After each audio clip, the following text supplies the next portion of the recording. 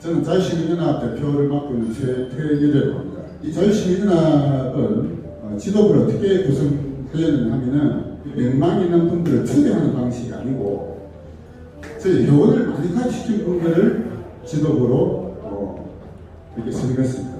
그래서 저희 자유시민연합의 회원은 월 회비 10,000원 이상 내는 정회원이 계시고 또 월 회비 1,000원 이상 내는 준회원이 계신데요. 정회원으로서 회원 10명 이상 가입시킨 분이 저희 지도부가 됩니다. 그리고 월 회비 10,000원 내는 게 부담스러운 분들도 사실 계시거든요. 그런 분들은 회원 15명 이상 가입시키면 지도부가 됩니다. 그래서 현재 저희 지도부로 되어 계신 분은 현재까지 제가 알고 있기로는 모두 8명이 있습니다. 8명, 8분이 계시고요. 그 8분 중에서 지난 정기총회 때까지 가장 회원을 많이 가입시킨 5분이 현재 최고 지도위원으로 돼서 최고 지도부를 구성하고 있습니다. 최고 지도부는 회원을 많이 가입시킨 분들입니다. 명망가를 초대하는 방식이 아니고, 그래서 이 최고 지도부의 임기는 6개월이에요. 그래서 6개월 동안에 정기총회 하는데 6개월마다 새로 또 회원을 많이 가입시킨 분이 이 회원으로 들어오시고 하면은 최고 지도부가 교체가 됩니다. 그래서 저희 최고 지도부는 사실상 우리가 뭐 계속 이 자리 하겠다 이런 게 아니에요. 우리보다 더 많이 회원 가입시키고 더 열심히 이 활동을 하시는 분들이 저희 단체를 좀 함께 이끌어 주시기를 바라는 차원에서 그렇게 정했습니다. 그래서 이제 5분이 최고 지도부가 되어 있고요. 이 최고 지도위원 5분이 모든 의사결정을 다 결정합니다. 저희는 만장일치대로 하기로 했습니다. 한 사람이라도 반대하면은 채택되지 않습니다. 그래서 한 사람이라도 자기 의견을 끝까지 토론을 통해서 마지막 최종 결정을 하도록 이렇게 했고요. 민 교수님 강의하기 전에 5분 발표 시간을 가지겠습니다. 5분 발표를 가지게 된 취지에 대해서 잠시 말씀드리도록 하겠습니다. 현재 이제 우리 대한민국은 좌파 우파 간의 치열한 이념 전쟁을 치르고 있다라고 생각을 하고 있고요. 이 이념 전쟁에서 이기려면은 좌파를 알고 우리 우파를 알아야 된다. 즉 다시 말해서 TP지기, 이게 가장 기본적인 첫 출발이 될 겁니다. TP지기면 백전불패다라고 하는 손자의 말씀이 계시죠. 그런데 거기서 말하는 지라는 게 무엇이죠? 지라는 게 결국 안다는 얘기죠. 안다, 배운다, 알아야 된다 얘기죠. 그래서 적의 전술 전략을 알아야 되고 우리 자신 알아야 되고, 이게 이념 전세 이기가 첫 출발이다 이렇게 봅니다. 근데 그동안 좌파들은 나름대로 비록 잘못된 이론이지만 이론 학습을 충실하게 해왔습니다. 그런데 그에 대해서 우리 우파는 이론 학습이 좀 제대로 못해왔던 것 같아요. 그래서 좌파와 이념 논쟁을 하면은 좌파의 이념과 이렇게 이론적으로 치열하게 싸워서 이길 만한 실력을 갖춘 분들이 실제로 그렇게 많지 않습니다. 말싸움에서는 좌파가 오히려 이기는 경우가 더 많아요. 그래서 우리 우파 진영의 모든 분들이 다 치열하게 공부를 다 해야 된다는 아니지만, 모든 우파 진영의 핵심 지도부라고 하는 분들은 기본적으로 좀 학습을 해야 되겠다 이런 생각입니다.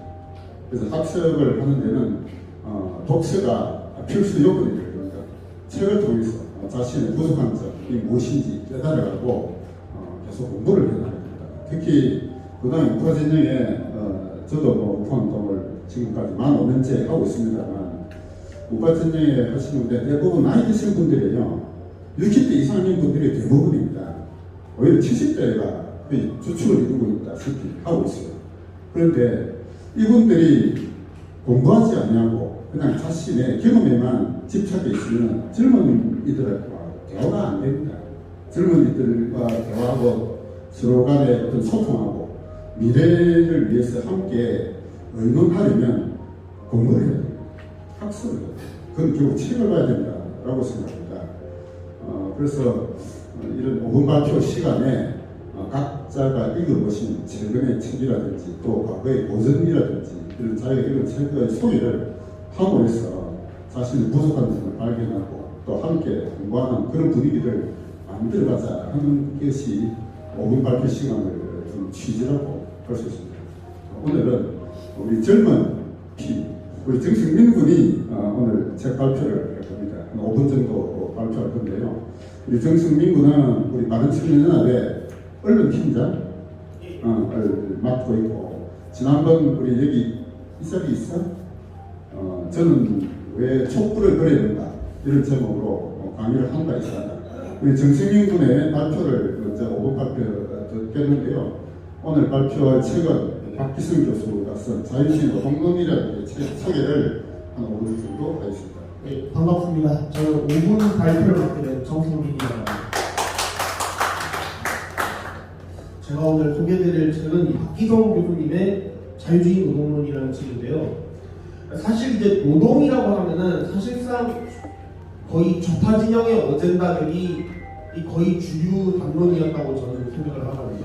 노동운동을 이제 거의 주도했던 분들이 좌파 운동권들이었기도 했고요. 국민의힘 역시도 이런 좌파들의 노동 담론에 거의 이제 끌려다니는 그런 분위기가 있었는데, 최근 들어서는 이제 자유주의 노동론이라는 이런 이제 우파적인 담론을 새로 이제 제시를 하고 있다. 이런 것이 상당히 흥미가 깊어가지고 그래서 이제 이 책을 제가 들고 왔고요. 이 책의 이제 전체적인 구성은 다음과 같습니다. 일단 첫 번째는 이제 자유시장 경제에 대해서 설명을 하면서 이제 도입부를 들어가고 있고요.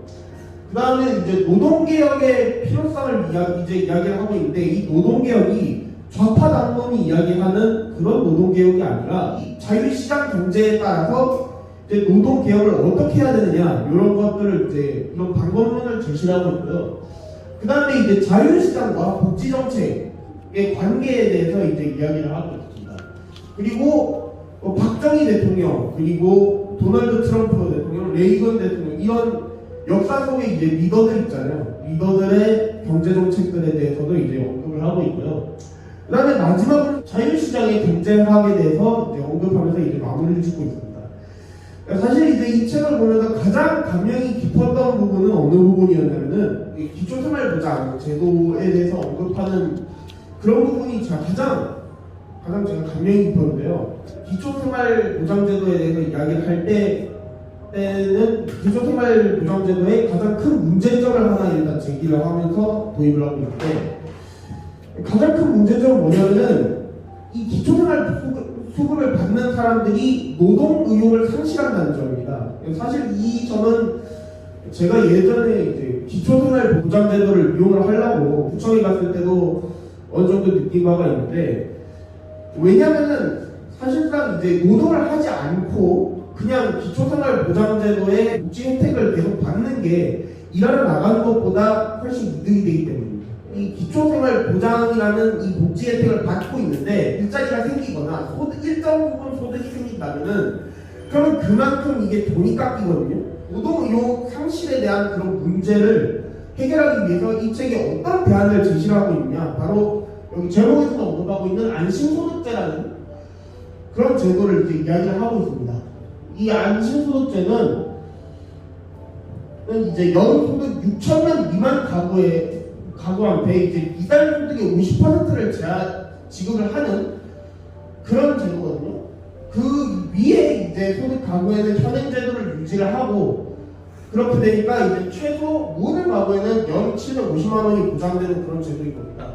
그러니까 어떻게 보면은 밀턴 프리드먼의 의회소득세를 어느 정도 현실과 타협을 해가지고 만든 제도인데, 물론 이제 차이가 있다면은 밀턴 프리드먼의 의회소득세는 지금 현행 진행하고 있는 이런 복지제도를 전부 다 없애고 요 음액소득세를 하자, 이런 주장을 했고, 안심소득세는 그게 아니거든요. 그런 차이가 있긴 하지만은 이게 실제로 이제 어떻게 벌어지냐, 요 책에서 이제 나온 그래프가 이런 식이거든요. 그러니까 현재 소득이 만약에 0원이다 그러면 6천만 원에서 이제 소득이 0이니까 0을 뺀 거기에 절반을 이제 지원을 해주는 겁니다.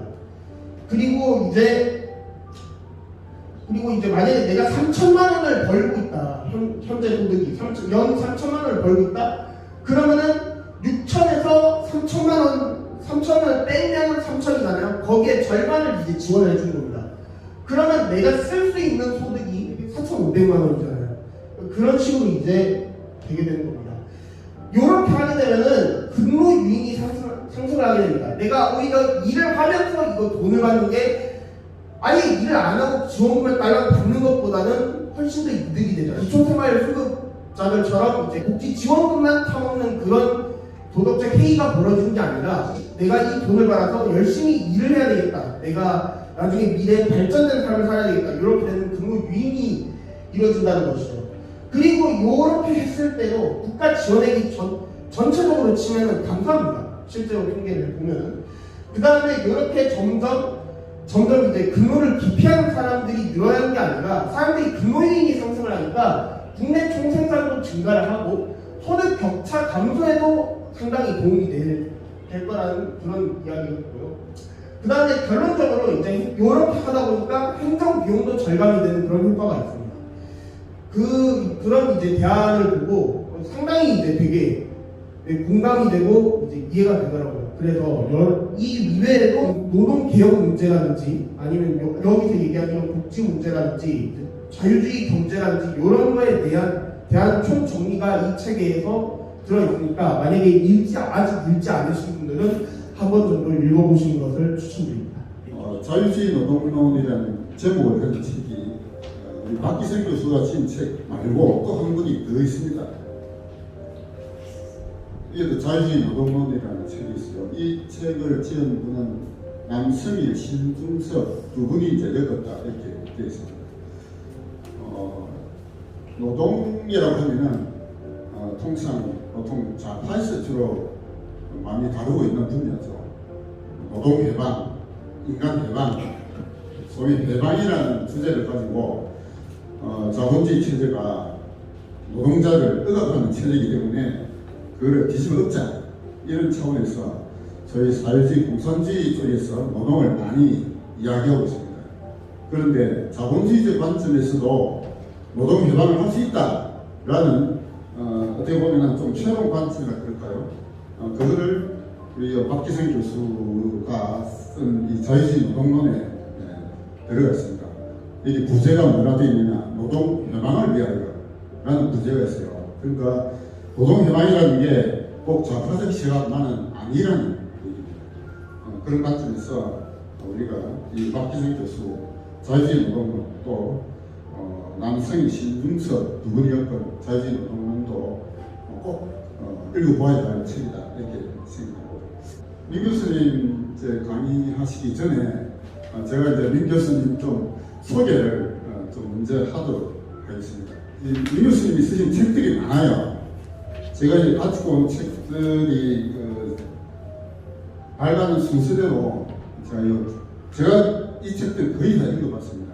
제가 이 책을 읽어보고 민 교수님이야말로 우리나라 대한민국의 자유주의 이론의 최고봉이다. 저는 그렇게 평가를 했다 이렇게 보면 됩니다. 시장경제법과 질서 이런 책이 있고요. 자유주의와 시장경제 이런 책이 있고, 자유주의의 지혜라는 책도 있습니다. 그 다음에 하이에크 자유의 길이라는 책이 있고, 경제사상사 여행, 그 다음에 자유민주주의란 무엇인가, 자유주의의 도덕관과 법사상, 국가란 무엇인가 이 책이 있고, 마지막으로 자유론 이런 책이 있습니다. 그래서 이 책 말고도 민 교수님이 쓰신 책이 또 그 외에 많이 있는데 뭐 절판 등의 사유로 제가 보아지를 못했습니다. 그래서 제가 이제 민 교수님 책을 읽어본 것만 이 정도고요. 여기에서 이제 민 교수님이 주장하시는 사상 한마디로 표현하면 자유주의예요. 자유민주주의가 아니고 자유주의입니다. 그래서 과연 자유주의가 무엇이냐, 이에 대한 우리 교수님의 말씀을 좀 들어야 좀 이 책들 중에 제가 가장 감명 깊게 읽은 책이 한 권 있습니다. 이 책 제목이 자유주의의 지혜라는 책이에요. 뭐 다른 책도 뭐 아주 깊이 있는 책이지만 저는 이 자유주의 지혜라는 책을 읽고 이 책이야말로 이게 우리 윤석열 대통령한테 좀 제발 좀 꼭 읽어보라고 추천해야 되겠다 이런 생각하고 제가 그런 글도 썼습니다. 우리 윤석열 대통령이 당선된 이후로 자유라는 말을 무지무지하게 많이 하잖아요. 취임식부터 해서 지금까지 계속 자유를 최고의 가치로 이렇게 주장하고 있습니다만 저는 사실 윤석열 대통령 초기에 자유라는 가치를 내세우는 것은 대단히 중요하고 옳은 방향이지만 무언가 좀 구체적인 것은 좀 부족하다 이런 느낌을 솔직히 좀 받았어요. 그런데 이제 1년이 지나고 나서 지금까지 여러 가지 하는 걸 보니까 점점 구체화되어 가는 것 같아요. 점점 구체화되어 가면서 자유주의를 실천하는 그런 정책을 강력하게 지금 펴고 있다 이런 생각을 하게 됐습니다. 그래서 윤석열 대통령에 대해서는 그 전에 박근혜 대통령 탄핵에 일부 관여한 바가 없지 않아 있기 때문에 조금은 불편한 시각을 저도 가지고 있었습니다만 현재로서는 윤석열 대통령이야말로 우리나라를 바로 이끌어갈 최고의 지도자다 이런 느낌을 현재 가지고 있습니다.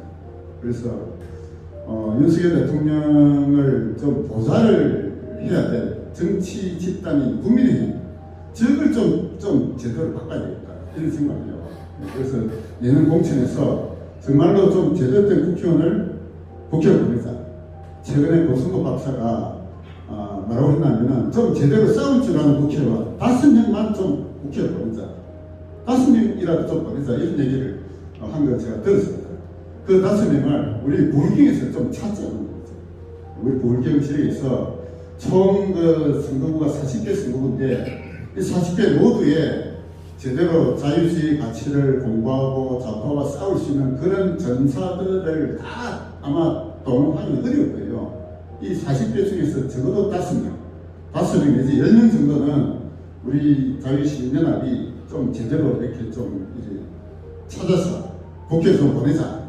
이게 저희 간절한 소망입니다. 그 민경 교수님의 강의를 듣들었습니다. 오늘 제가 여러분들과 같이 생각할 주제는 자유주의, 보수주의, 민주주의 차이점이냐, 어떤 관계를 가지고 있느냐 이 주제입니다. 그런데 이 주제에 대해서는 아마 최태일 대표님이 제일 잘 아시고 오늘 쓰신 내용을 읽어보니까 이 정도 하시면 나까지 혼자 강의를 하셔도 충분할 텐데 제가 여기까지 와서 강의를 할 필요성이 뭐가 있을지입니다. 오늘 말씀드릴 것은 이념이 중요한 이유입니다. 이념 전쟁이라는 말을 우리 최 대표님께서 굉장히 많이 사용하셨습니다. 이념 전쟁. 이념이 중요한 이유 말씀드리고 그 다음에 이제 자유의 가치, 윤석열 대통령이 자유의 가치를 새로 발견했다고 하시는 자유의 가치가 뭐냐는 것. 그 다음에 세 번째로 보수주의가 곧 자유주의는 결합입니다. 자유주의는 그 다음에 갈등하는 자유와 민주주의, 민주주의라는 말을 저는 민주정이라는 정치, 민주정치라는 말을 썼는데 민주주의라는 말을 조금만 민주정치라는 말. 이게 자유와 자유민주주의라고 하는 자유하고 민주주의가 서로 이게 공부할 수 없는 두 가치가 결합됩니다. 가능하면 이게 쓰지 않고 아무리 괜찮나 싶어요. 마지막으로 이제 자유와 양립하는 민주주의 제한적. 자, 이념이 중요한 이유. 이념이라는 게 굉장히 중요합니다. 그런데 우리나라 사람들은 이념 전쟁, 이념이라는 이념을 넘어서 이런 식의 얘기를 많이 씁니다. 이명박정도 그랬거든요. 이념을 넘어서 실용으로 이런 식으로 씁니다. 잘못된 얘기죠. 이념이라는 게 굉장히 중요한 겁니다. 왜냐하면 이념이라는 자기의 아이디어 생각이 없으면 이게 자기가 사상이 없으면 세상에 보이지가 않습니다. 이게 틀이거든요. 거기는 틀입니다. 청입니다. 세상을 볼 수 있는 틀. 이게 없으면 전혀 보이지 않습니다. 세상을 볼 수 없는 정치적인 이념이라는 거. 이념 틀이 있어야 이게 보여서 굉장히 중요하다. 어떤 이념이 중요한가? 그런데 오늘 여러분 말씀드린 것은 자유주의냐, 보수주의냐, 민주주의냐 세 가지입니다. 자유라는 그런 간단히 설명을 하겠습니다. 이건 여러분들 간단한 겁니다. 우선 그 타인의 신체 있죠. 타인의 재산을 타인의 신체 이거를 침해하지 않고 타인과 약속을 지키는 범위 내에서 우리가 원하는 바를 행동할 수 있어요. 타인의 재산을 침해한다든지 적질한다든지 타인의 주변에 신체 충격을 한다. 이런 걸 안 하는 가운데 우리가 원하는 거를 그 다음에 사기 기만 이해범죄 직업인 이겁니다. 사기 기만 이해범죄 직업인 이런 것들을 다시 이런 범위 내에서 이제 지가 자기 마음대로 행동할 수 있습니다. 그러니까 자유라는 것이 제 멋대로 행동하기 결코 그런 게 아닙니다. 제 멋대로 행동하는 것입니다. 우선 타인의 행동, 타인의 재산을 침해하지 말아야죠. 그다음에 타인의 신체를 우회한다든지 그러니까 타인에게 피해를 줘서는 안 된다는 거죠. 피해를 줘서. 그다음에 이게 이제 정의 원칙이라고 하는데 이런 원칙을 타인의 재산을 침해하지 않고 타인과의 약속, 계약이 있습니다. 자본주의에서 가장 중시하는 계약을 엄수하는 약속을 잘 이런 것인데 이런 걸 정의 원칙이라고 합니다. 정의라는 게 남을 도와주는 것이 아니라 정의는 남한테 피해를 줘서는 안 된다는 거, 피해를 줘서는 안 된다는 게 정의 원칙. 이런 자유의 영역, 이게 이제 자율적인 영역, 자유 영역이라는 이 틀이 틀 내에서의 그러니까 우리가 이 말하는 자유라는 게 지멋대로 하는 거, 지멋대로 하는 거, 이거는 전혀 방종하고 다른 것이 아니라 규칙에 따르는 원칙을 따르는 원칙을 따르는. 그 다음에 여러분들 개인주의라는 게 있죠. 개인주의라는 것이 잘못된 이기주의다. 개인주의는 이기주의다. 똑같이 그렇지 않습니까? 개인주의라고 하는 것은 개인이 최고다라는 얘기입니다. 최고다. 그러니까 나 위에 사람이고, 나 위에 사람이고, 사람 위에 사람이고, 사람 밑에 사람이고. 이제 그때 정의를 지키는 아까 얘기했던 정의를 지키는 범위 내에서 이타심 철제라는 게 제한된 일이십니다. 그러니까 이때에 여기 그 이기주의라고 개인주의라고 하는 것은 정의 원칙의 테두리 내에 있습니다. 이걸 지키는 범위 내에서 활동하는 그때 이제 이타심 발휘하는 남한테 돈을 준다, 자선을 베푼다 그런 것들이 충분합니다. 자선을 베푼다. 이것도 뭐 얼마든지 개인주의입니다. 그러니까 남이 시켜가지고 남을 돈을 뺏어가지고 남의 돈을 뺏어서 수임을 거둬가지고 이제 남한테 주는 거. 이거는 이타주의 아니죠. 이타주의라는 것은 내 스스로 누구한테 얼마만큼 누구한테 어떻게 도와주느냐 하는 것을 내 스스로 결정하는 겁니다. 이것도 역시 개인주의. 그래서 개인주의는 이기심만을 뜻하는 것이 아니다. 이기심은 오히려 절제된 이기심이라는 얘기입니다. 그러니까 뭐냐면 정의를 지키는 범위 내에서 이타심 발휘. 정의라고 하는 남한테 피해를 주지 않는 것. 그다음에 이타심이라고 하는 것은 남한테 직접 도와주는 겁니다. 그러니까 정의라고 하는 것은 남한테 도와주지 않을 만큼 남한테 피해를 주지 않는 행동입니다. 이게 정의입니다. 그다음에 이제 자유주의 국가입니다. 개인의 자유, 인류 문명을 가리는 원칙입니다. 이런 자유 속에서 있을 때 이게 인류 문명을 가리는 원칙이고 자유는 인류 문명과 같다. 그러니까 원시 사회에서 인간이라는 굉장히 척박한 삶이었거든요. 당시의 삶이라고 하면 척박했을 뿐만 아니라 지도자인 어떤 리더가 있어가지고 리더에 끌려가지고 사냥을 하는 그런 식으로 돌았습니다. 수색 채취를 하는 거. 그런 식의 생활하다가 이게 점점 이제 사람이 많아지면서 이제 자유라고 해서 운명돼서 원시적인 척박한 삶이 아니라 이제는 풍요로운 삶이 시작하는데 이 자유의 덕택이었다는 겁니다. 오늘날 우리가 겪고 있는 모든 것이 자유의 덕택이죠. 자유라고 하는 것은 국가로부터의 자유다. 국가가 할 일이 따로 있고 개인이 할 일이 따로 있습니다. 이 자유의 가치 세 개로 나눠집니다. 하나는 Great Divergence입니다. 여러분들 이게 그림 많이 그렸죠. 여기 사람입니다. 이게 2008년이었네요. 2008년. 그러니까 이거는 뭐냐면 멜서스 프랩이라고 해서 인구가 늘으면 식량은 아주 적게 늘어나는데 인구는 막 구치적으로 늘어납니다. 달아나질 수밖에 없습니다. 시장이 확대되기 시작한 2008년입니다. 시장이 늘어나니까 갑자기 같이 통장이 이건 연대고 이쪽이 연대고 이거는 개인 소득입니다. 그런데 여기에 이제 시장 경기를 갖지 못한 나라가 있습니다. 이건 막 이렇게 추락하는 거예요. 그런데 우리나라는 다행히 1950년대 세방 이후로 직접적으로 시장 경기를 들어가면서 급속도로 성장하고 우리나라 똑같습니다. 이 도쿄를 막 도와주고 진적으로.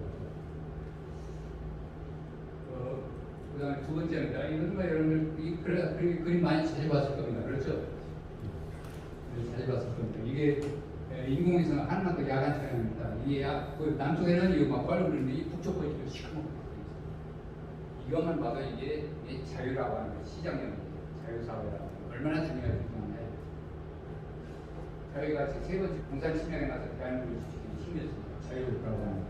자유라고 하는 거예요. 자유라고 하면 사유재산제와 똑같습니다. 사유재산제라는 게 자유와 똑같은 것인데 이게 이것 때문에 역시 사유재산제, 자유 때문에 자유라는 신 때문에 반공이라는 공산 침략에 나서 대한민국을 지키는 힘이 되죠. 그 다음에 정치적 민주화, 우리나라 민주화가 되고 정치적 민주화입니다. 이건 이제 자유적 되겠죠. 그 다음에 경제발전 함께 있는 것, 그거 역시 자유심입니다. 우리나라 경제발전 이게 자유였습니다. 그 자유라고 하는 것. 물론 뭐 정부의 역할도 있었으니까 그러나 그때는 것은 자유였습니다. 그다음에 자유의 숨겨는 산업화 민주화를 글로벌 핵심 중심국가로 하는 원동력이다. 우리나라가 계속해서 지금 자유를 준다고 할 경우에 비로소 세계적으로 중심국가, 글로벌 핵심 중심국가로 성장할 원동력입니다. 그러니까 우리 사회라고 하는 우리 전체 사회가 있습니다. 그러니까 잘 사는 나라를 보면 전부 다 이게 자유가 많은 나라. 보수주의는 자유가 아니다. 이 보수주의는 간략하게 설명을 하면 그렇습니다. 보수주의 현재 상황에 대한 편에 현재 상황 굉장히 복잡습니다. 현재 상황, 현재를 중시합니다. 현재 상황이라는 건 관행, 강세, 도덕이라는 전통법, 헌법, 인간들이 이런 것으로 되어 있는 것을 그걸 현재 상황으로 다 본다는 현재를 가지고 있는 헌법, 법이라든지 관행 그런 걸 굉장히 중시합니다. 이걸 굉장히 중시합니다. 굉장히 중시합니다. 그래서 이제 새로운 것, 낯선 것에 대해서 굉장히 싫어합니다. 보수주의. 그러니까 튀는 행동 굉장히 싫어하죠. 그렇죠? 튀는 행동 굉장히 싫어합니다. 아니면 혁신, 새로운 것에 대한 공부감을 이게 보수입니다. 그러니까 이 보수라고 하는 기득권 문제죠. 기득권. 내거 지금 현재를 보호하는 겁니다. 현재 것을 내가 보호하겠다. 변화라고 하는 건 굉장히 변화에 대해서 미래를 알지 못하기 때문에 변화에 대해서 굉장히 싫어하죠. 이게 보수의 특징입니다.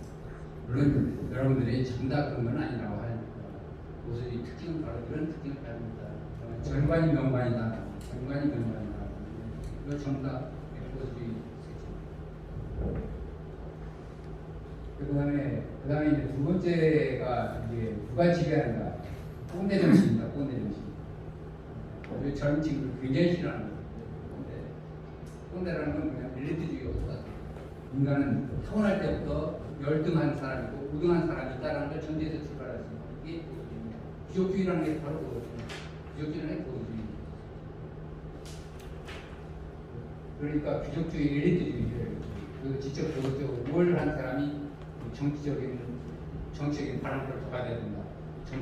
정치를 하려면 이런 사람이 정치되어야 된다는 거예요. 그래서 정치적인 불평등을 정치적인 불평등이라고 하는 누구나 다 똑같은 목소리에서 정치에 참여하는 것이 아니라 정치에 발언권을 많이 가지고 있고 이런 사람을 많이 채용하라 하는 거예요. 능력 있고 도덕적으로 우월한 사람이 있으니 그런 사람을 많이 추가하라. 그런 사람의 발언권을 많이 주라. 자유주의는 신분평등이고 정치적 평등입니다. 1인 1표 되어 있습니다. 민주주의는 1인 1표제하고 신분평등, 시장에는 누구든지 다 들어갈 수 있다. 누구나 다 국회의원이 되고 누구나 다 관료가 될 수 있는 자격이 있다. 이런 식으로 보는 게 이게 자유주의입니다. 그런데 반해서 보수주의는 결코 그렇지 않습니다. 잘난 사람, 저 높은 사람, 위 사람을 지더라고. 노블레스 오블리주 있죠. 이게 귀족의 의무라는 얘기인데 이게 현대에는 이게 뭡니까 보수주의자들이 흔히 사용하는 지금까지 귀족들이라는 주의 멋대로 다 저희들이 다 관리를 해먹었거든요. 그러니까 거기에 대한 대가로 뭐냐면 위험한 일, 군대 같은 장교들이 정부도 앞장서 나갑니다. 장교들이 앞장서 나가는 그걸 이제 노블리스 오블리주라고 이게 솔선수범하라는 거죠. 그런데 현대 자유주의를 통한 긍정주의, 따뜻한 보수주의라는 게 바로 여기서 나옵니다. 보수주의가 지금까지 지금 우리가 기득권자들이 다 있으니까 기득권을 좀 버리면서 따뜻한 긍정주의, 그러니까 재운전을 하자. 그게 따뜻한 보수주의라는 거죠. 이런 식으로 변화가 되고 있습니다.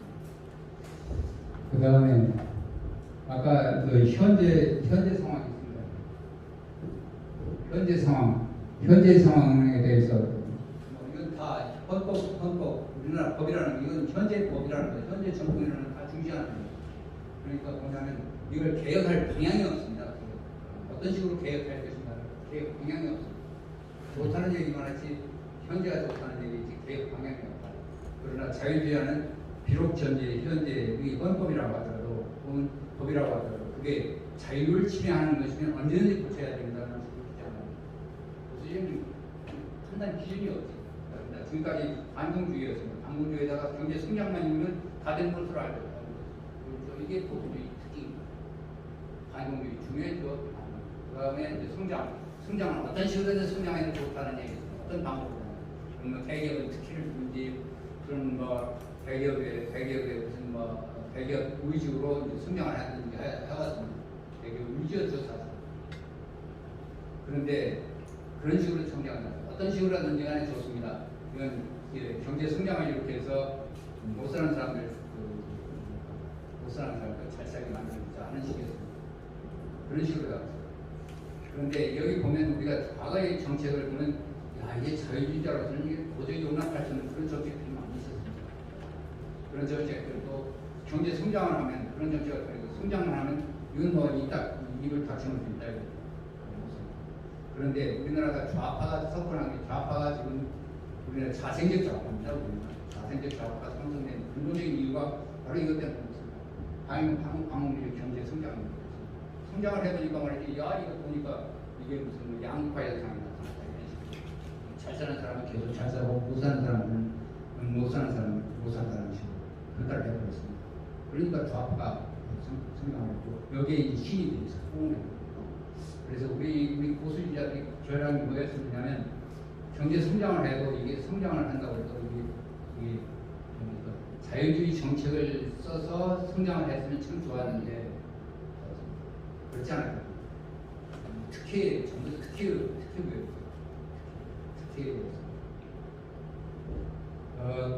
그래서 이제 이게 우리 보수주의자들이 치명적인 결함이 있습니다. 좌파의 숙주 노릇을 했다고 할까요? 그런 식이죠. 방공만 하고 방공이 굉장히 중요하지만 그러나 이게 방공 다음에 해야 할 일이 많이 있습니다. 방공만 해가지고 아무것도 안 되거든요. 다음 할 일이 있습니다. 경제 지표를 어떤 식으로 이끌어갈 것이냐 하는 거. 이거는 그냥 대결 중심으로 했거든요. 그런데 경제 성장을 이랬죠. 경제 성장은 굉장히 높아졌습니다. 그럼에도 불구하고 이 경제 성장을 이건 정당성 있는 성장이었다는 거예요. 이게 시민들한테 먹히더라고요.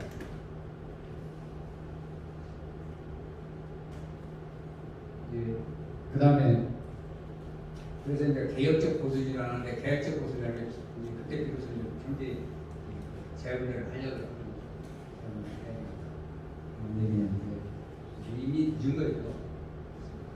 그 당시에 자유주의 교육을 시켰으면 성장하고 얼마나 참신적으로 이 국가가 집권했습니까? 그게 한동안에 아무 일을 하지 않았습니다. 오로지 성장에 초점을 맞추고 광고에 초점을 맞추고 그러지 말고 우리가 지금 생각해보면 우리가 그 당시에 정책을 자유주의 자유주의라는 차별금지가 차별화가 아니라 대기업이라도 대기업 중심이 아니라 모든 기업의 규모에 따라 좀 차별화가 아니라 대기업 중심 대기업한테 특혜를 부여하는 금융 특혜, 재정 특혜를 부여할 것이 아니라 다 똑같이 해버리자. 차별금지 원칙이 자유주의 원칙, 자유주의 경제 원칙입니다. 그런데 그렇지 않아요. 국가에 대한 믿음이 강력합니다. 국가 믿음, 보수주의 국가 믿음입니다. 안 되면 국가에 접니다. 그가 보수주의 원조라고 얘기를 하죠. 그래서 그가 영국의 종교, 영국의 국교를 만들었죠. 그가 굉장히 중요한 것입니다. 국교를 옹호할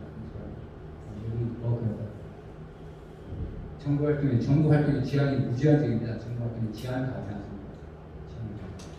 국가 활동을 지향할 장치가 없는 거죠. 법치원칙 실용주의입니다. 원칙의 정치 대신에 실용주의가 있습니다. 프린시파이 실용정치. 이게 우리가 이명박 정부 시절은 그랬습니다. 이념을 넣어서 실용으로라는 얘기를 합니다. 이제 저는 굉장히 많이 비판을 했습니다. 자유와 갈등하는 민주주의. 그래서 자유민주주의라고 했을 때 좌파들이 왜 자유를 자꾸 빼려고 그러냐, 민주주의만 남기려고 그러냐 하면 자유라는 사실은 반공주의하고 시장경제라는 것에 있다는 그러니 이거는 도저히 용납할 수 없다. 그러나 교과서에서는 자유민주주의를 거기서 뺐습니다. 자유민주주의에서 이거는 별로 적용하지 않아요. 서로 충돌하는 가치들이 묶여져 있습니다. 정치체제를 자유민주주의는 정치체제를 의미하고 시장경제체제는 경제체제는 시장경제다라고 했을 때 과연 그러나 이게 제가 칼럼을 쓴 거예요. 자유pen 민주주의다. 여러분 한번 볼까요? 이 우익측 이게 자유 우익측은 위로 올라갈수록 이게 자유가 많은 경우입니다. 자유가 많은 경우. 이거는 자유가 적은 경우입니다. 전체주의죠. 자유주의 반대는 전체주의. 자유주의 반대는 전체주의고.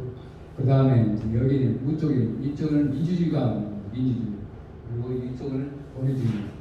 민주주의하고 자유하고 차이입니다. 그런데 미국은 자유에 초점을 더욱더 많은 초점이 자유에 있습니다. 한국의 헌법, 한국 헌법은 정말로 참 위험한 헌법입니다. 솔직히 말하면 굉장히 위험한 헌법입니다. 왜냐하면 이게 한국적과 촛불 사회주의까지 나왔습니다. 한국 헌법까지 굉장히 위험한 헌법.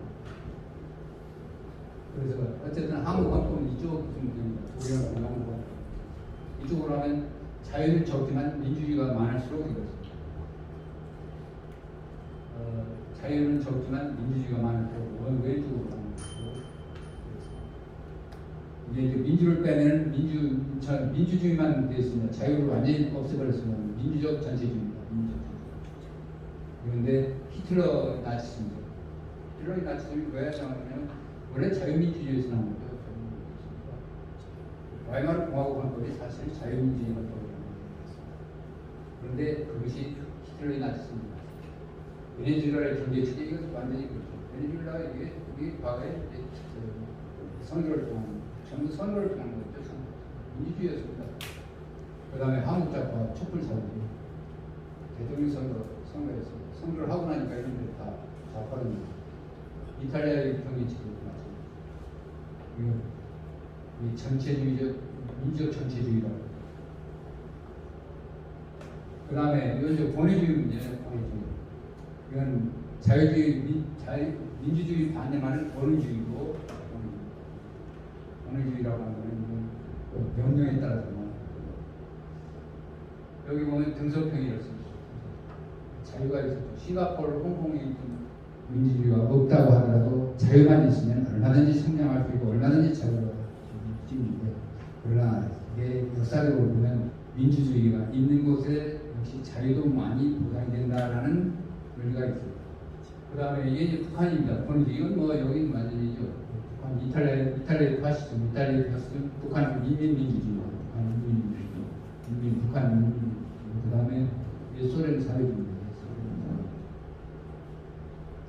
소련 사회주의. 이게 북한 인민주의. 근데 자유민주주의를 사람들이 어떤 식으로 해석을 하냐면 자유를 지키는 민주주의라고 합니다. 민주주의가 자유를 지킬 수 있는가? 민주주의하고 자유주의 안 민주주의라고 하는 것은 정책이나 법을 결정하는 바꾸는 절차의 방법. 민주주의라는 것은 공동 결정하는 거죠. 공동 문제를 결정하는 거. 같이 모여가지고 합의하는 거죠. 그런데 자유주의라고 하는 것은 스스로 혼자 결정하죠. 그렇죠. 독립적으로 결정합니다. 내가 민주주의에서는 어떻게 하냐면 내가 어디에서 무슨 일을 할 것인가는 나 혼자 결정할 수 없이 여러 사람이 같이 결정했거든요. 다수가 결정하면 그게 따르는 국가가 필요한 경우에는 그 결정은 다수의 의석이 돼야 된다. 이게 이제 원칙인데 주목해야 할 점은 이런 민주주의라고 하는 것이 목적이 될 수는 없습니다. 없어요. 목적이 될 수는 수단이죠, 수단. 자유주의는 뭐냐면 국가 권력을 제한하는 겁니다. 국가가 무엇을 할 것이냐 해야 하느냐 하는 문제고 그 다음에 나머지는 막 개인이라는 거 자율적인 시장 경기냐 아니면 시장은 이제 자율적인 경기죠. 그렇죠. 시장이라는 건 내가 투자하고 싶으면 투자하고 내가 일하고 싶으면 일하고 내가 일할 장소를 내가 스스로 선택을 하고 투자할 경우 그런 투자한다든지 노동을 선택한다든지 소비자들 물건을 사고 파는 것 이게 각자 선택이 맞습니다. 국가 권력의 한계를 설정하는 권력 행사를 제한하는 것 이게 자유주의입니다. 무조건 국가 권력은 제한해야 된다는 얘기입니다. 왜 그러냐면 국가 권력이 많은 말을 남용할 남용하거나 폭력이 국가라는 건 완전히 폭력과 강제와 결부되어 있습니다. 국가 행동이라는 시발은 강제와 결부되어 있기 때문에 강제 행사를 한다는 것을 제한해야 됩니다. 권력의 제한을 위한 방식이 사적 영역의 방입니다. 그러니까 국가 권력을 제한하는 방식 이게 뭐냐면 사적 영역을 넓히는 거죠. 늘리면 늘릴수록 국가 영역을 좁아지는 거죠. 국가 권력을 제한해야 된다. 이게 자유입니다. 개인도 그렇습니다. 개인한테 무조건 모든 걸 다 하도록 내버리는 게 아니라 개인의 자유를 제한하는, 개인의 행동을 제한하는 겁니다. 아까 뭐가 있어요? 도지라는 말. 우리는 거짓말 하지 말고 폭력을 행사해서는 안 된다. 이런 식으로 제한을 하는 겁니다. 마찬가지로 국가도 역시 국가 권력을 제한하는 겁니다. 사적 영역이 시장 영역으로 들어왔습니다. 사적 영역을 넘었으면 그제는 공적 영역이죠. 사적 영역을 넘었으면 공적 영역인데 공적 영역을 여기서 이제 다수결로 결정을 해라 하는 얘기가 똑같습니다. 여기서는 코디시입니다. 코디시 같이 공동으로 결정한다. 나머지는 사적 영역에서는 개인들한테 스스로 결정하는 내걸 그러라는 얘기입니다. 그런데 국가가 할 수 있는 영역이 있습니다. 국가가 법과 질서 유지죠. 그 다음에 사법. 그런데 이때 법이라고 하는 건 사법입니다. 프라이빗 로죠. 사법 속에 프라이빗 로의 민법하고 성법하고 같이 포함시켰거든요. 그 다음에 조세도 있습니다. 누진세가 아니라 프레드 텍스입니다. 단일세입니다. 단일세율입니다. 소득 수준이 아무리 변동하도 세율은 똑같이 있는 거죠. 이걸 프레드 텍스라고 합니다. 프레드 텍스. 단일세율입니다. 이게 자유주의를 주장합니다. 서비스 기능이 있습니다. 이거는 서비스 기능은 국가 독점은 아니죠. 국가가 독점할 수 있는 것은 조세권이라든지 사법 민법과 형법을 제정하고 이걸 다스리는 건 이건 국가의 독점 독점하고 있습니다. 그러나 서비스 도로 항만 문화소리 이런 거는 국가 독점은 아닙니다. 독점을 할 필요 없이 서비스 사업 서비스 강제기능 두 가지 강제기능 서비스 기능인데 서비스 또는 못 사는 사람들이 있으면 못 사는 사람들에 대한 도움을 줍니다. 그것도 서비스 기능이지 국가의 독점적인 기능은 아닙니다. 독점이라는 건 국가만이 오로지 이걸 할 수 있다는 강제 생산은 국가만이 가지고 있습니다. 자유주의에서는 국가 권력을 제한하는 겁니다. 제한하는 겁니다. 그런데 민주주의는 누가 지배하느냐 권력의 원천을 중시합니다. 권력의 원천하고 권력의 제한하고 분명히 구분해야 됩니다. 권력의 원천이라는 누가 지배하느냐 이거는 주권 재정 사상은 똑같습니다. 모든 권력을 국민으로부터 나온 거는 주권 재정 사상. 민주주의가 원천의 문제를 다루기 때문에 국가 권력이 제한하는 데 별로 중요는 않습니다.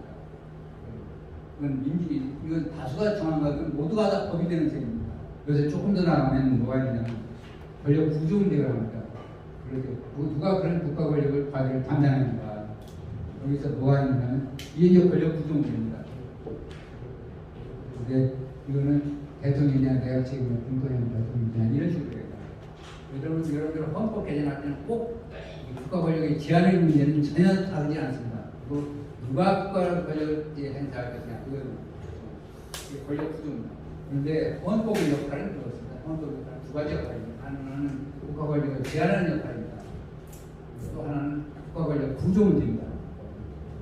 그런데 우리 헌법은 대부분의 서방 국가들의 헌법, 미국이나 영국 헌법을 지원하는 나머지 국가들은 국가 권력을 제한하는 데 별로 초점을 맞추지 않고 국가 권력을 누가 국가 권력을 행사하느냐에 초점을 맞출 겁니다.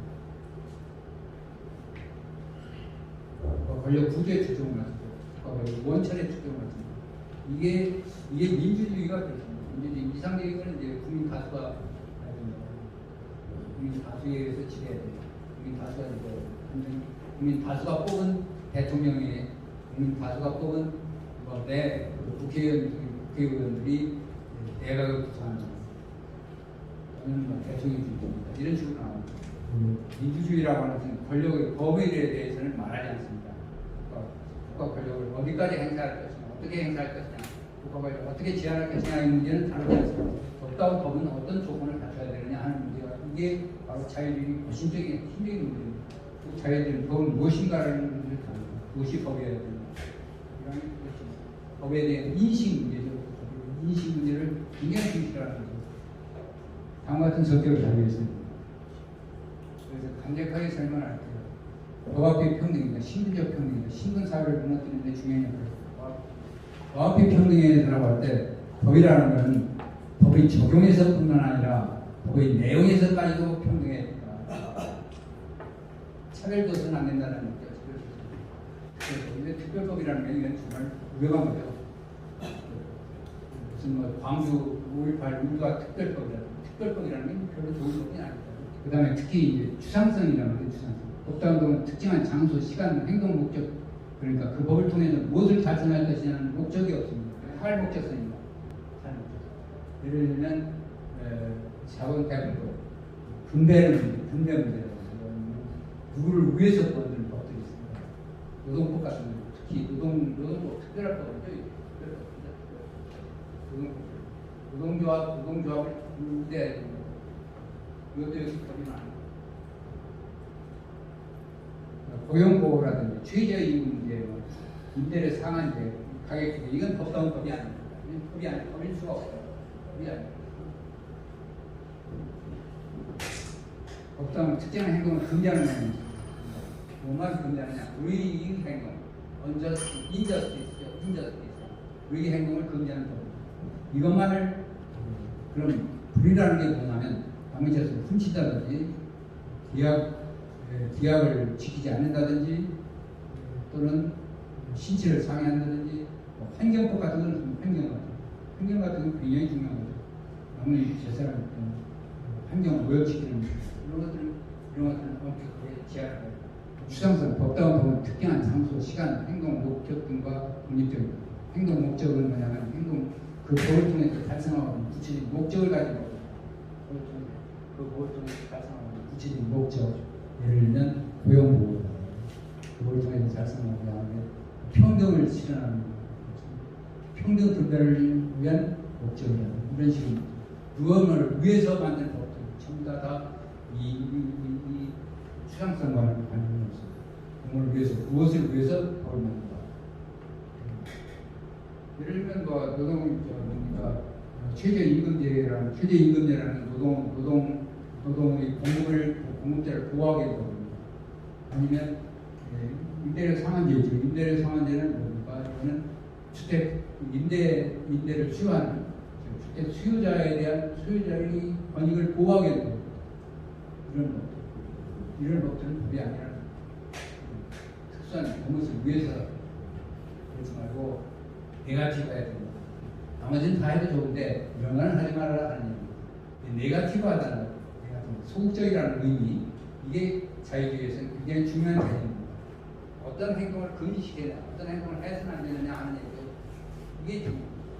이게 바로 이제 자유주의 핵심입니다. 민주주의 법의 원칙에 관한 문제를 살펴봅니다. 그러니까 법의 지배 원칙이라는 게 여러분들 다시 한번 생각해요.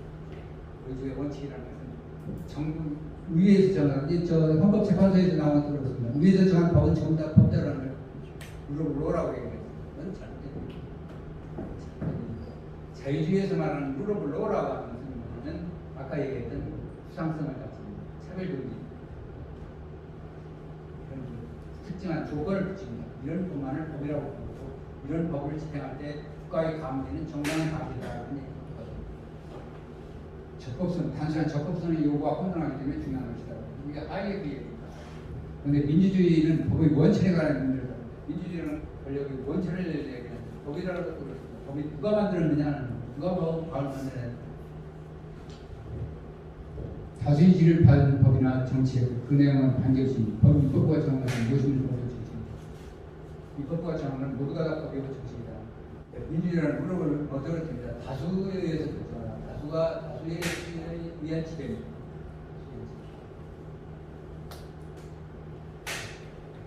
이제 그러니까 다수니까 이건 뭐 다수한데 이때 이제 국민과 엘리트라든지 민초와 엘리트로 구분합니다.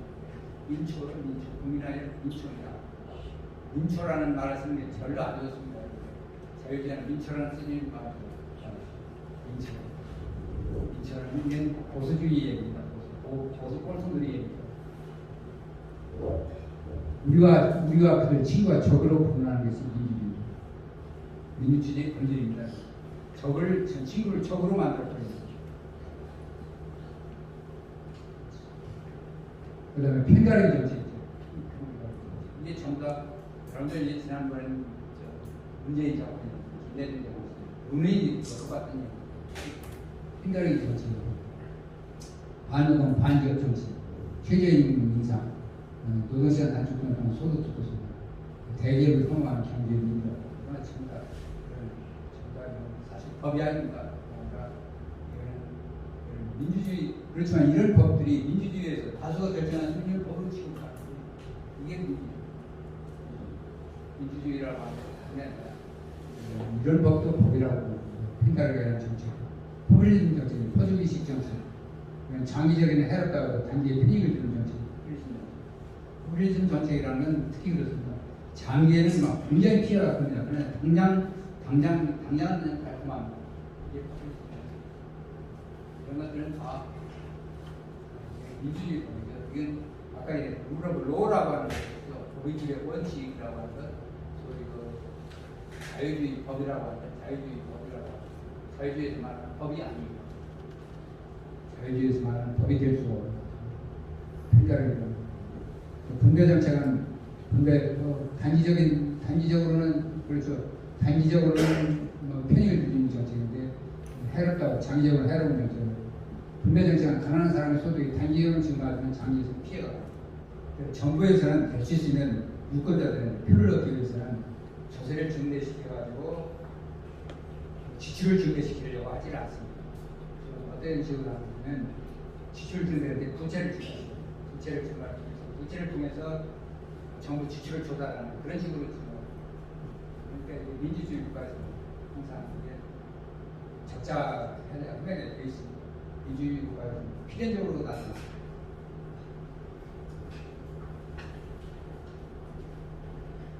부채 증가죠.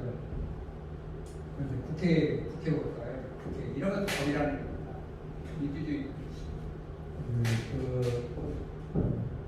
민주주의라는 게 법의 원천에 대해서 묻고 법의 품질, 법이 어떤 법에 되느냐를 묻지않는다는 게 있습니다. 법의 성격,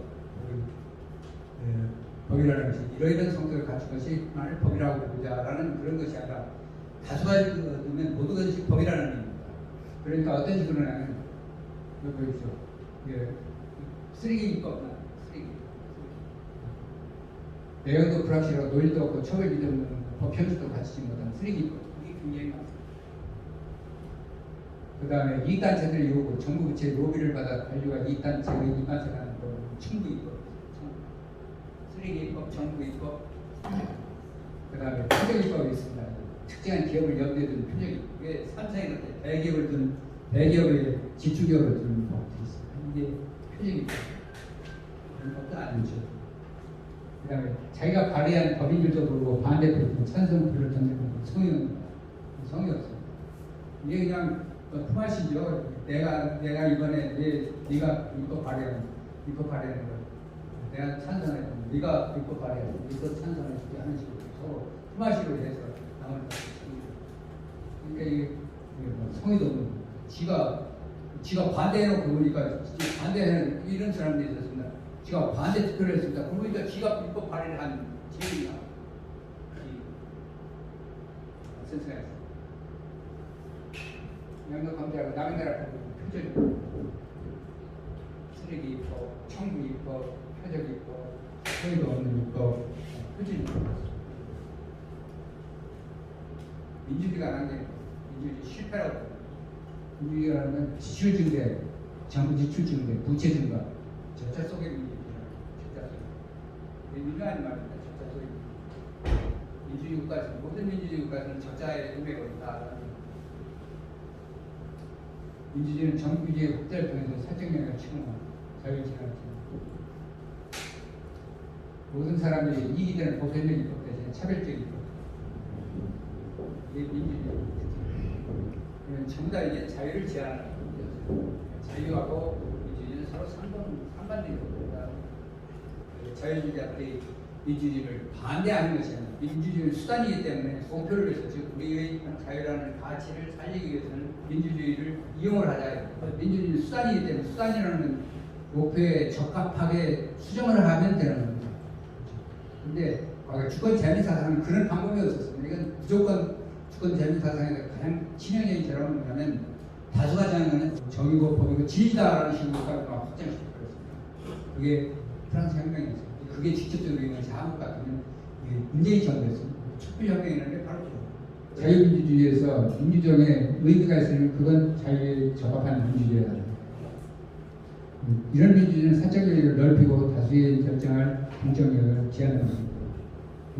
민주주의가 사적 영역을 넓히는 민주주의에 사적 영역 민주주의를 제한해야 된다는 것 같습니다. 다수의 권력은 제한하지 않고 자유를 강화하는 전체주의 함정에 빠진 위험이 있다. 다수의 권력은 자유를 강화하는 전체주의 함정에 빠진 제한적입니다. 데모크라시라는 말이 아주 잘못됐습니다. 서방국가 데모크라시라는 말이 잘못됐다는 인정을 합니다. 왜냐하면 클래스라는 질문은 브루트 포커스입니다. 폭력적인, 도발적인, 레지 파워, 도발적인 폭력을 데모크라시라는 이름으로 붙였습니다. 그런데 왜 서구에서 이런 식으로 그러게 되느냐 이유가 뭐냐면 그 당시에 민주주의라는 말을 조언을 할 때 데마키라는 말을 쓰려고 했습니다. 데마키. 이 아키는 일시적인 명령이 아니라 규칙에 의한 통치입니다. 규칙에 의한 제한을 통치를 제한하는 거죠. 제한. 규칙은 옳고 그럼 정의에 관한 의견을 가져가지고 데마키하면 제한적 민주주의다. 민주주의라는 말을 쓰지 않고 민주정치라는 말이 오히려 민주정부라고 하더라도 역시 지역을 제한해야 됩니다. 어떻게 제한하는 게 좋느냐? 제한할 방법이 헌법에 제한한다. 우리가 민주헌법이지 이게 자유헌법은 결코 아닙니다. 왜냐하면 주권 제한 사상이 딱 적혀 있거든요. 그리고 그 주권 제한 사상에 따라서 그것이 대통령 중심제 뭐 이런 식으로 안 나왔습니다. 권력 구도를 많이 차지고 있습니다. 우리나라 헌법 권력 구도 이 정도를 가지고 있는 거죠. 그런데 헌법의 중요한 역할이 권력 구도를 구성하는 역할뿐만 아니라 국가 권력을 어떻게 누가 지원해야 되느냐, 누가 권력을 행사해야 되느냐는 문제가 더욱더 중요합니다. 그 권력을 어떻게 제한해야 되느냐 하는 문제. 그래서 제한의 문제는 굉장히 소홀했어요. 그래서 의외로 모든 일 다 해먹었습니다. 뭐 법 제정하는가 뭐 의회 다수가 제안하면 상당히 이런 문제예요. 대통령이 거부권을 행사해요. 요즘은 대통령이 거부권을 행사해가지고 노란공법이라든지 이런 거는 아니 농산물 법이라든지 농산물 뭐 수입 농산물 그러니까 농업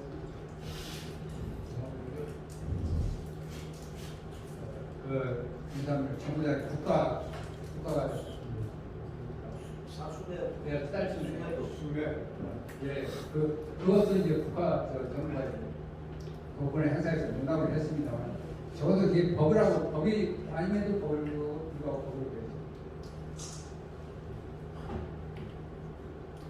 그런데 이런 법치 원칙에 따른 입법입니다. 법치 원칙에 따른 입법. 그러니까 법치라고 하는 법은 일반적이어야 된다. 법은 보편성을 갖춰야 된다라는 그런 조항을 만들어야 된다. 그렇게 하면 또 입법을 제한을 해야 된다. 입법을 권력을 제한을 해야 된다. 경제 규제 기본법이 있습니다. 우리나라 경제 규제 기본법이 있습니다. 비용 편입 분석, 비용 편입 분석 가지고는 그거 권력 제한할 수가 없습니다. 비용 편입 분석 절대 제한할 수가 없습니다. 프랑스이죠, 프랑스가 비용 편입 분석 가지고 이 법이 이제 상정되면 그걸 비용 편입을 들어가는 거죠. 비용보다는 편익이 더 높으면은 이거는 국회에 상정을 하고 편익과 국회 편익이 비용이 편익보다 더 많이 들면 많으면 국회에 상정을 않게 되는 그런 식으로 정하는 것이 이게 편익. 우리나라 기본법도 그렇습니다. 비용 편익. 근데 비용 편익 분석이라는 게 아주 코에 걸면 코걸이, 귀에 걸면 귀걸이가 됐고요. 그러지 말고 법은 이런 법이 되어야 된다라는 걸 동시에 이런 법은 이런 법만이 법 위에서 통과시켜라 하는 그런 조항이 필요하다는 거예요. 법치 원칙에 따르는 거. 우리 헌법 13조에 보면 뭐가 있느냐면 13조 1항이 법이 평등이라고 있습니다. 이거를 우리 헌법학자들이 잘못 해석했어요. 전부 다 이거 엉터리 해석했어요.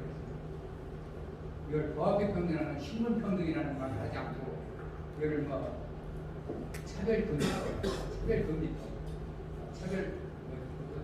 성차별금지법식으로 그런 식으로 해석을 했어요. 그러니까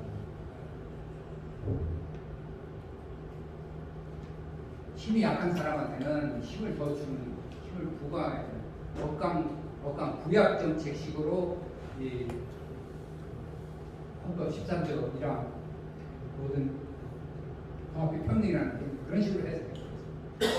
그래서 저는 별로 좋지 않고 원래 통합의 평등이라는 게 신분평등,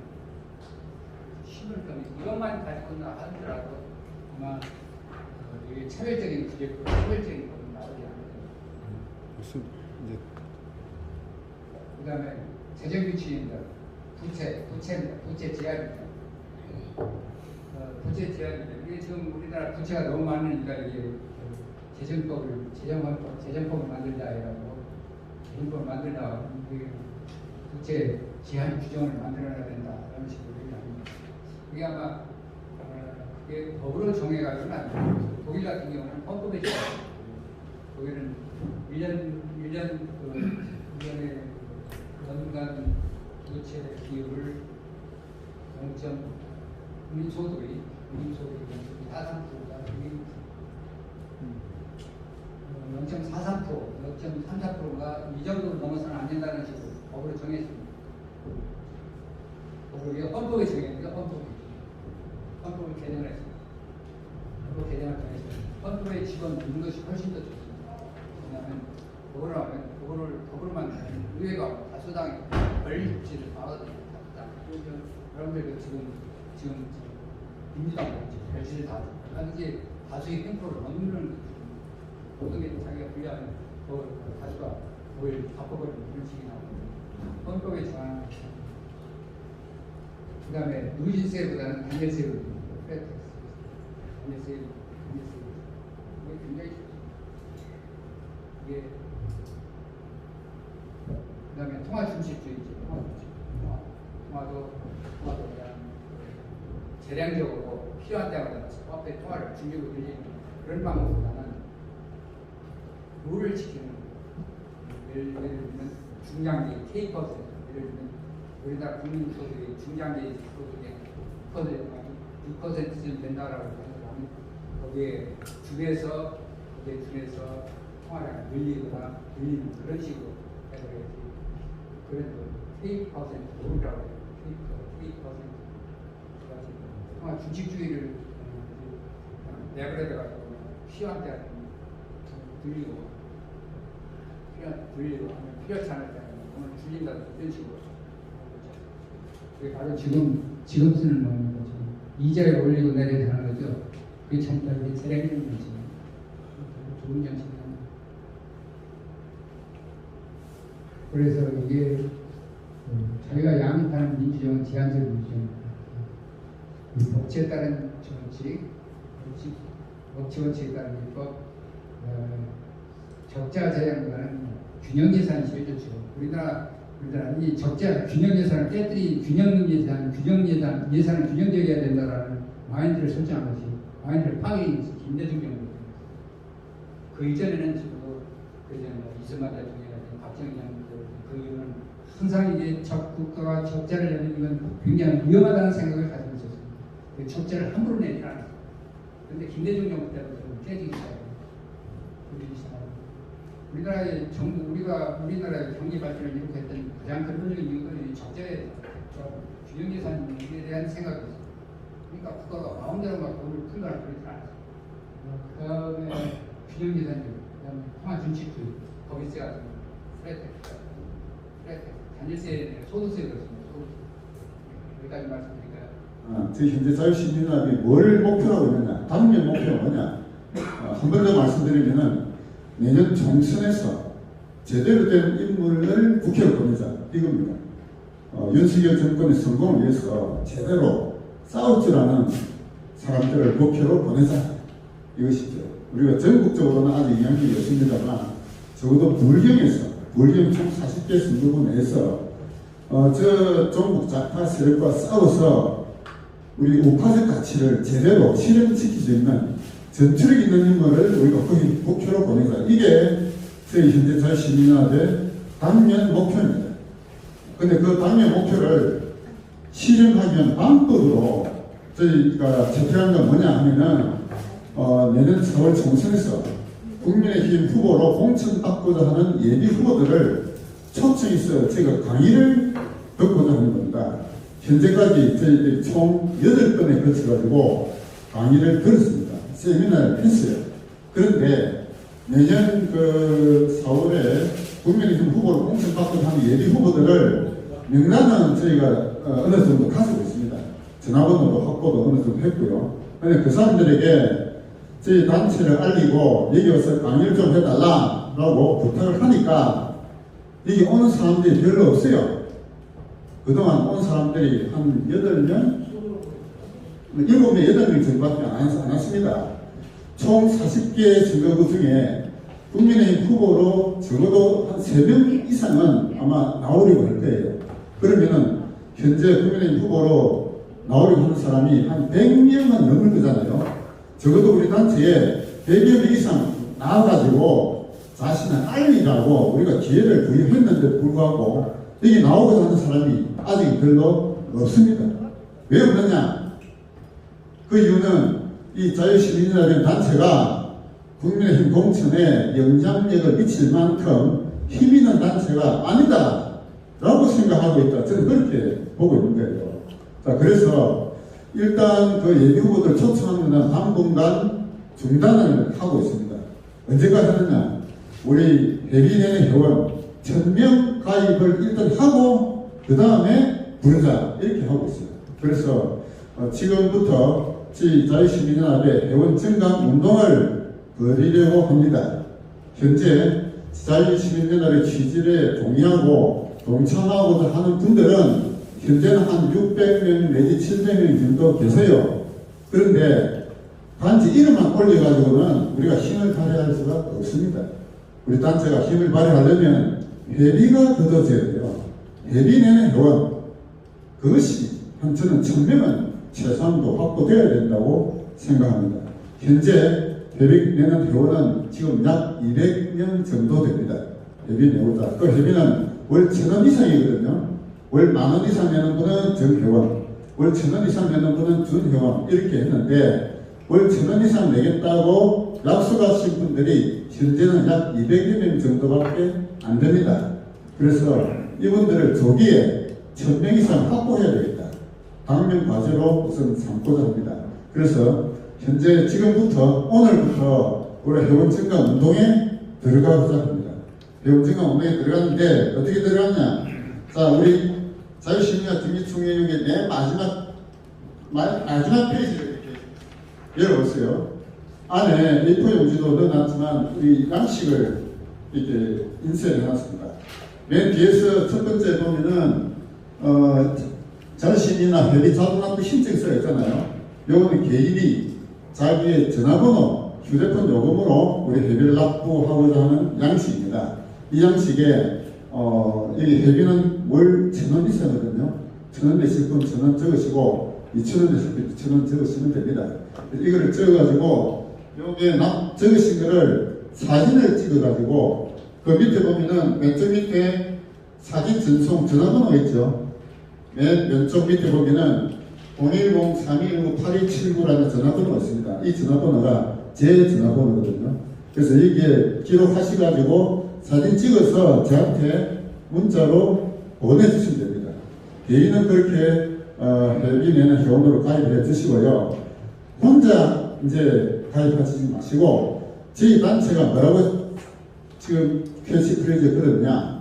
윤석열 정권의 성공을 바라는 애국심 모임이다. 이렇게 지금 그렇습니다. 그러니까 내년 총선에서 윤석열 정권의 성공을 나는 바란다 하는 분은 누구라도 다 유권자로서 회원으로 가입해 주시기를 바라는 거예요. 그런데 혼자서 가입하지 마시고 자기 휴대폰에 들어있는 유권자들을 회원 가입으로 같이 좀 해주시기 바라는 겁니다. 우선 자기 가족부터 우리 아이들, 우리 부인, 남편, 친척, 가까운 사람들 중에서 윤석열 지지한다 하는 분들은 다 가입시키라는 얘기죠. 그러면은 최소한도 10분 이상은 가입할 수 있을 거예요. 그분들을 맨 마지막 페이지에 여기에 저시민이나 회원가입자 명부가 있잖아요. 이 명부에다가 여기에 보면은 성명, 성별, 생년월일 6자리, 전화번호 8자리, 통신사, 주소, 돈까지 회비 이렇게 양식이 있습니다. 이 양식에다가 적어서 이것도 역시 마찬가지로 사진을 찍어서 저한테 문자 전송해 주시기 바랍니다. 그래서 이렇게 하시가지고 개인별로 우리 회원 가입을 적극적으로 하는 운동을 전개할 거고요. 한편으로는 개인에게만 맡겨가지고 이렇게 확대되기가 쉽지가 않더라고요. 그래서 이번 주부터 해서 거리 여론조사를 할 겁니다. 거리 여론조사에 들어가가지고 회원가입 운동을 할 거거든요. 저희 단체에서 지난번에 윤석열 정권의 성공이냐 퇴진이냐 중에서 이렇게 해가지고 스티커 붙이는 그 거리 여론조사 했잖아요. 거기 같이 하신 분들이 여러 분 계십니다. 거기서 총 13번을 우리가 했고요. 13번 하면서 여기에 스티커 붙인 사람 모두 다 한 5,000명 정도 됐습니다. 5,000명 하시는 분 중에 성공을 바란다 하는 분이 82%, 퇴진을 바란다가 18%였어요. 주로 부산에 끝내서 했는데 그 성공을 바란다는 분들 중에서 이렇게 망명록이 적은 분이 약 2,000명 정도 됩니다. 현재 그 명단을 제가 가지고 있습니다. 그런데 그 명단은 그냥 윤석열 정권 성공을 바라는 분들만 이렇게 했기 때문에 그분들이 다 지금 회원은 아니에요. 그분들 일일이 통화해갖고 회원가입을 시켜야 되는데 지금부터 이제 거리 여론조사하고 겸해서 회원가입 운동을 거리 회원가입 운동을 할 겁니다. 그래서 지금 날짜를 지금 정해놨어요. 지금 언제 지금 했냐면은 이번 주 금요일부터입니다. 이번 주 금요일은 그 어디입니까? 부전시장 앞에 농협 앞에서 이제 시작할 거고요. 이미 그 경찰서에 집회 신고 해놨습니다. 그리고 토요일은 이번에 토요일은 저쪽에 그 초배 어린이병원 앞에 시간은 모두 오후 2시부터 오후 5시까지 3시간 이렇게 했고요. 제가 예상한 데는 지난번에 그 이렇게 윤석열 정권 성공을 바란다고 이렇게 박명록 적을 때 평균 한 번 할 때 한 150명 정도 박명록이 적었는데요. 이번에는 회원 가입이기 때문에 그보다는 인원이 조금 줄어들지 않겠느냐 생각하는데 최소 한 50명은 아마 넘지 않겠나 예상합니다. 그래서 한번 박명록 적으면서 한 50명만 보더라도 일주일에 평균 4번, 4주, 5주 하면은 한 20번 하면은 20번 하면은 5, 20, 1000명이 되잖아요. 예, 그래서 이번 주부터 해서 이번 주 금요일, 그다음에 토요일, 다음 주 월, 화, 목, 금, 토 이런 식으로 계속 진행할 겁니다. 언제까지 할 거냐? 일단 병원 청년 모집할 때까지 할 거예요. 그래서 개인별로 자기가 개인은 병원 가입하고 그다음에 자기 주변의 이 친지들을 가입자 명부에 올리고 그건 개인별로 하시고 그다음에 거리에서 병원 가입 운동을 이제 전개해 나갈 겁니다. 그래서 거리 여론조사 진행하고 그다음에 이번에 운암공원 그 명칭 회복 추진도 할 건데요. 그 양식에다가 운암공원 명칭 회복에 찬성하는 분 그리고 체크를 할 겁니다. 오늘이 수요일이잖아요. 내일 목요일 금요일부터 진행할 거거든요. 그때 금요일 오후 2시에 이번에 부전 시장 앞에 농협대 호텔 시작할 거니까 그게 시간이 되시는 분은 제가 따로 문자로 다 보낼 거거든요. 문자 받아보시고 시간 되는 날짜 참석 가능한 날짜에 저한테 이렇게 참가라고 좀 보내주시기 바랍니다. 이영훈 교수님 아시죠? 이영훈 교수님이 이승만 학당 교장을 지금 하고 계신데 이영훈 교수님이 10월 12일 부산에 오셔서 강의를 하실 겁니다. 강의하실 약속을 받았고요. 그러니까 그때까지 제가 볼 때 우리가 개인별로도 하고 또 거리 회원까지 하면은 아마 이영훈 교수님 강의하실 10월 12일 전까지는 우리 해빈의 회원 청년 가입이 가능하지 않겠나 이렇게 생각하고 있습니다. 그래서 그렇게 청년 모집하고 나면은 그 다음에는 우리 예비 후보들 초청해서 적극적으로 또 세미나를 개최할 예정입니다. 일단 공지사항은 그렇게 알리드리고요. 오늘 모임은 이것으로서 공지를 마치겠습니다.